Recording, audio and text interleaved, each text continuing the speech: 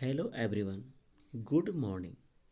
Chandrayaan classes में आप सभी का स्वागत है। जैसा कि आप जानते हैं, झारखंड एकेडमिक काउंसिल ने मॉडल क्वेश्चन पेपर का सेट 3 जारी कर दिया है। आज हम लोग सोशल साइंस का सेट 3 के सारे ऑब्जेक्टिव प्रश्नों को हल करेंगे। तो आइए इस कार्य की शुरुआत करते हैं। देखिए, स्क्रीन पे आपको दिख रहा होगा मॉडल क्वेश्चन पेपर, प्रारूप प्रश्न पत्र, विषय सामाजिक विज्ञान, कक्षा 10, पूर्णांक 90 का है, समय 3 घंटे का। तो इसके जितने भी सारे ऑब्जेक्टिव क्वेश्चन हैं, इसे एक एक करके अभी हम लोग हल करने जा रहे हैं। तो पहला इकाई 1 है इतिहास। इतिहास का क्वेश्चन नंबर 1 जो 1 नंबर का है, क्वेश्चन पूछता है यहाँ पे। देखिए आपके सामने है, वंदे मातरम गीत के रचयिता कौन थे? तो ऑप्शन दिया है गुरुदेव रविन्द्रनाथ टैगोर, ऑप्शन बी में दिया है बंकिम चंद्र चट्टोपाध्याय, सी में महात्मा गांधी और डी में सुभाष चंद्र बोस। तो यहाँ आप सभी को पता होगा, क्योंकि आप सभी पढ़ने वाले स्टूडेंट हैं। देखिए ऑप्शन नंबर बी जो है वह इसका सही आंसर है। तो आइए ऑप्शन नंबर बी पर हम लोग क्लिक करते हैं। देखिए यहाँ से ये ऑप्शन नंबर बी हो गया। चलिए अब क्वेश्चन नंबर 2 देखते हैं। आर्थिक मंदी की शुरुआत किस देश से हुई थी? तो आर्थिक मंदी की शुरुआत अमेरिका से हुई थी, जो कि ऑप्शन नंबर सी में दिया हुआ है। तो इस प्रकार हम लोग यहाँ ऑप्शन नंबर सी पर क्लिक करते हैं, ठीक ना। चलिए आगे की ओर चलते हैं और देखते हैं क्वेश्चन नंबर 3 की क्या कहता है। द्वितीय विश्व युद्ध कब हुआ? तो आप सभी जानते हैं कि द्वितीय विश्व युद्ध जो है वह 1939 से 1945 के बीच चला था। ऑप्शन नंबर डी यहाँ पे इस प्रकार सही हो जाएगा। आप देखिए ऑप्शन नंबर डी पर हम टी लगाते हैं। अब थोड़ा सा ध्यान देने वाली बात है, अगर पूछ देता कि प्रथम विश्व युद्ध कब से कब तक चली थी, तो जैसा कि आप सभी जानते हैं प्रथम विश्व युद्ध 1914 से लेकर 1918 के बीच चली थी। चलिए अब नेक्स्ट क्वेश्चन देखते हैं। किस संधि द्वारा यूनान को एक स्वतंत्र राष्ट्र के रूप में मान्यता मिली? तो आप सभी को पता होगा कि वह कुस्तुनतुनिया की संधि थी, जिसके द्वारा यूनान को स्वतंत्रता प्राप्त हुई और उसे एक स्वतंत्र राष्ट्र की मान्यता मिली। तो इस प्रकार यहाँ ऑप्शन नंबर 4 हो जाएगा, नहीं सॉरी, ऑप्शन नंबर ये हो जाएगा। अब देखते हैं आगे की ओर। अब क्वेश्चन आगे, question number 5। Doctor Bhimrao Ambedkar ने दलित वर्ग एसोसिएशन का गठन कब किया? तो यहाँ क्वेश्चन में थोड़ा मिसप्रिंट है, दलित न होकर दलित होगा।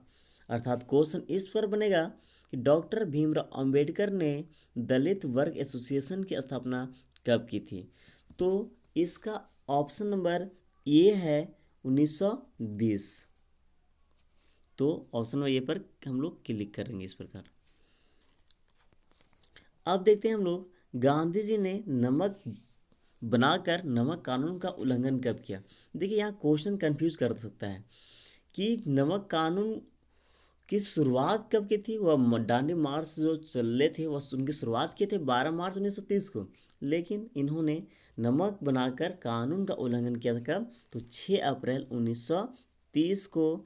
तो देखिए इस प्रकार आपका ऑप्शन नंबर ए सही हो जाता है। चलते हैं अब नेक्स्ट क्वेश्चन की ओर। क्वेश्चन नंबर 7 है, फ्रांस में राष्ट्रीय प्रतीक के रूप में ईसाई नाम खालिस्तान दिया गया। तो आप लोग को मैं पढ़ा रहा था, उसमें बताया था कि जर्मन के लिए जर्मेनिया था और फ्रांस के लिए मारियान था। तो यहाँ आप क्या हो जाएगा? तो यहाँ हो जाएगा मारियान। देखिए मारियान ऑप्शन नंबर यहाँ दिया हुआ है ऑप्शन में, इसे हम लोग भर देंगे यहाँ पर।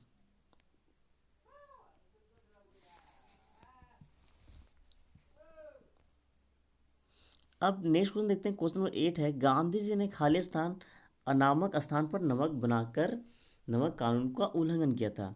तो यह जो किए थे वह किए थे डांडी नामक गांव में। तो यहाँ यहाँ पे क्या हो जाएगा, डांडी हो जाएगा।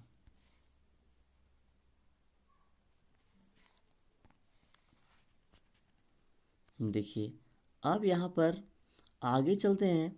इस प्रकार दोस्तों इतिहास का ऑब्जेक्टिव क्वेश्चन कंप्लीट हो जाता है। अब आते हैं हम लोग भूगोल में, कि भूगोल में ऑब्जेक्टिव क्वेश्चन जो दिए गए हैं उन पर चर्चा करते हैं। देखिए और क्वेश्चन नंबर 14 14 की बात करते हैं। नवीकरणीय योग्य संसाधन नहीं है। तो आप सभी जानते हैं कि नवीकरण योग्य संसाधन वे संसाधन होते हैं जिनको हम दोबारा से नवीकरण कर सकते हैं, और यह नवीकरणीय वो होते हैं जिनको हम दोबारा से नवीकरण नहीं कर सकते।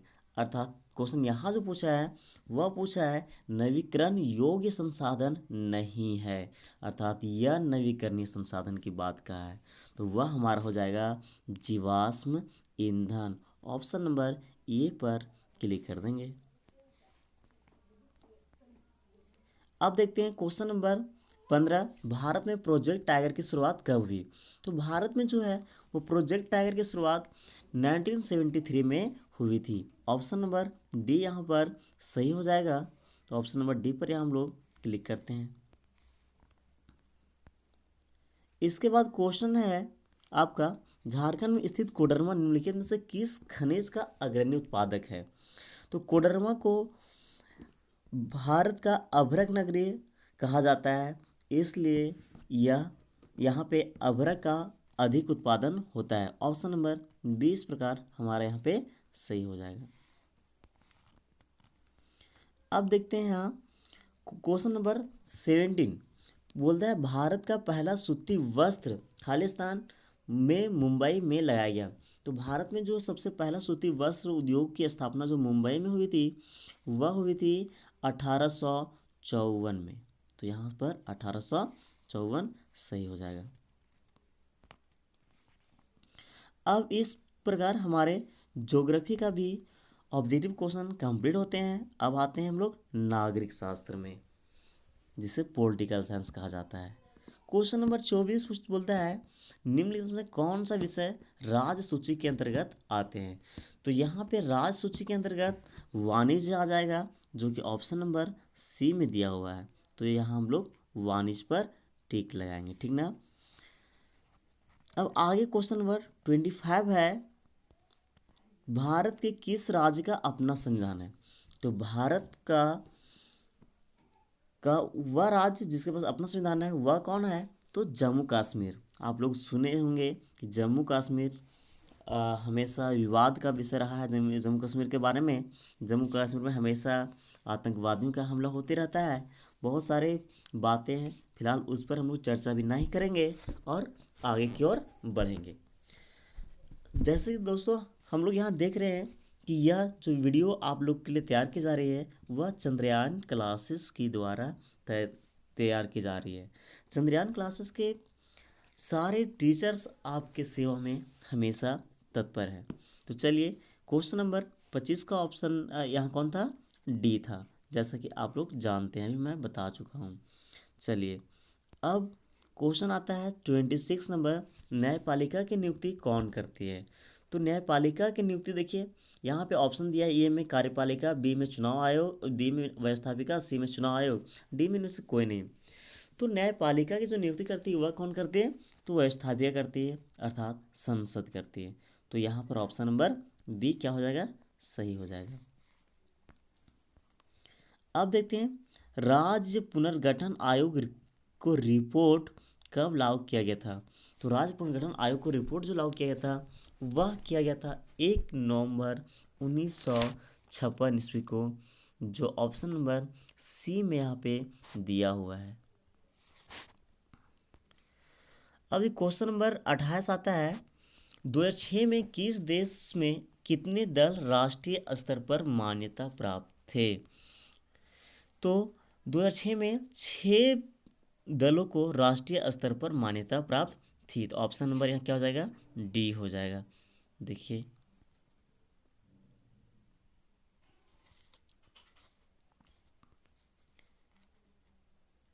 अब क्वेश्चन आगे की ओर चलते हैं। क्वेश्चन नंबर 29 है, पुराने भारतीय जनसंघ को पुनर्जीवित करके खालिस्तान बनी। तो पुराने भारतीय जनसंघ जो था उसको पुनर्जीवित किया गया था और उसका नाम कर दिया था भारतीय जनता पार्टी। तो यहाँ देखिए आपको दिया हुआ है ब्रैकेट में भारतीय जनता पार्टी, तो हम लोग इसको यहाँ भर देंगे। उसके बाद है एब्लो अस्कोनी, खालिस्तान के प्रधानमंत्री थे, अर्थात किस देश के प्रधानमंत्री थे? तो ये जो थे वे थे इटली के प्रधानमंत्री।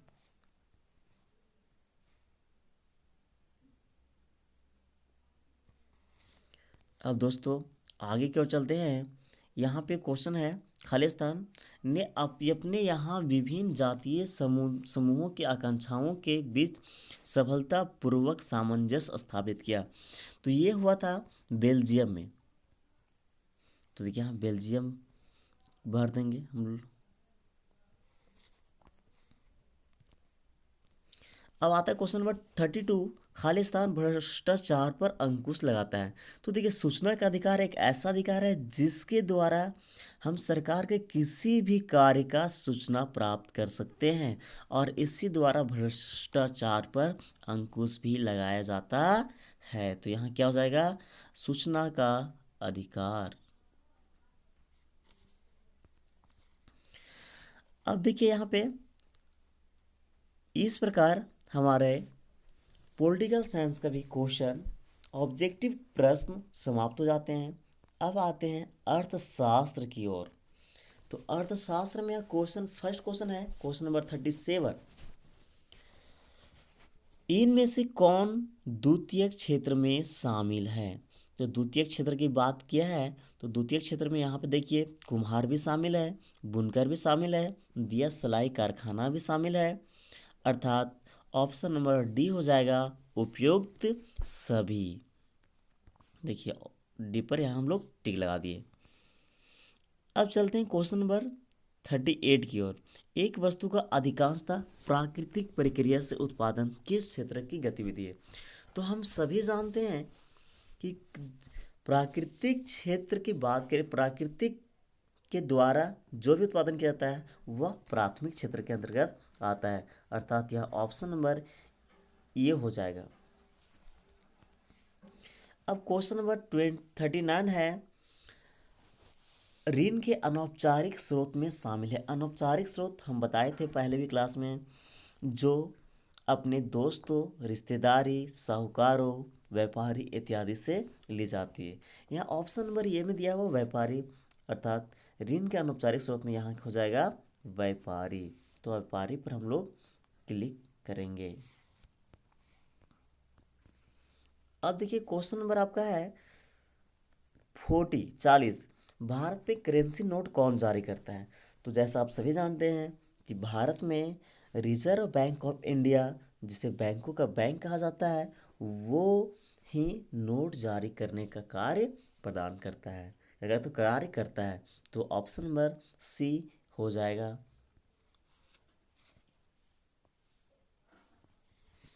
अब आगे क्यों चलते हैं, विश्व के किस संस्था ने व्यापार और निवेश के उदारीकरण के लिए विकासशील देशों पर दबाव डाला? तो जहां पर व्यापार की बात करेगा तो वह विश्व व्यापार संगठन हो जाता है। तो यहाँ ऑप्शन नंबर कौन हो जाएगा, ऑप्शन नंबर आपका ये हो जाएगा विश्व व्यापार संगठन। विश्व व्यापार संगठन को मैं बता चुका था, इसे इंग्लिश में वर्ल्ड ट्रेड ऑर्गेनाइजेशन के नाम से भी जाना जाता है, या इसे वर्ल्ड ट्रेड ऑर्गेनाइजेशन की संज्ञा दी गई है। चलते हैं नेक्स्ट क्वेश्चन की ओर। विश्व की सबसे बड़ी मोटर निर्माता कंपनी कौन है? तो विश्व की सबसे बड़ी मोटर निर्माता कंपनी आपका फोर्ड मोटर कंपनी हो जाएगी, जो कि ऑप्शन नंबर सी है यहाँ पे। देखिए नेक्स्ट क्वेश्चन है 43 नंबर, आयात पर कर खालिस्तान अवरोधक का एक उदाहरण है। तो आयात पर कर जो है अगर ये लगाते हैं तो हमारा व्यापार रुक जाता है, अर्थात यहाँ क्या होगा, व्यापार।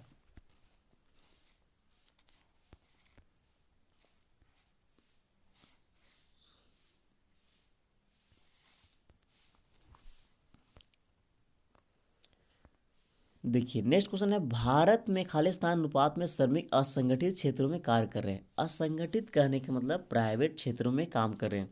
तो बहुत बड़े स्तर पर जो लोग हैं वह यहाँ पे असंगठित क्षेत्र में कार्य कर रहे हैं। तो यहाँ पे क्या हो जाएगा, बड़े हो जाएगा। अब देखिए एक क्वेश्चन यहाँ पर सॉरी एक क्वेश्चन बचा हुआ है। बैंक खालिस्तान पर देने वाला ब्याज से ऋण पर अधिक ब्याज लेते हैं।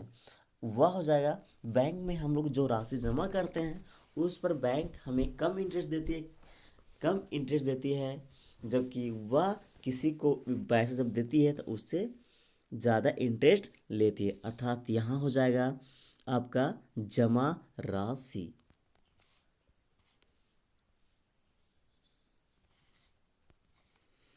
इस प्रकार दोस्तों social science set number 3 Jharkhand academic council द्वारा जारी किया गया था, जिसके सारे ऑब्जेक्टिव क्वेश्चन को हमने हल किया। वीडियो अच्छी लगी हो तो हमारे चैनल को सब्सक्राइब करें एवं लाइक और शेयर करते रहें। चंद्रयान क्लासेस की ओर से आप सभी का हमेशा हमेशा स्वागत रहेगा और आपकी सेवा में हम सभी हमेशा से तत्पर रहेंगे। तो मिलते हैं फिर नेक्स्ट वीडियो के साथ, तब तक के लिए धन्यवाद।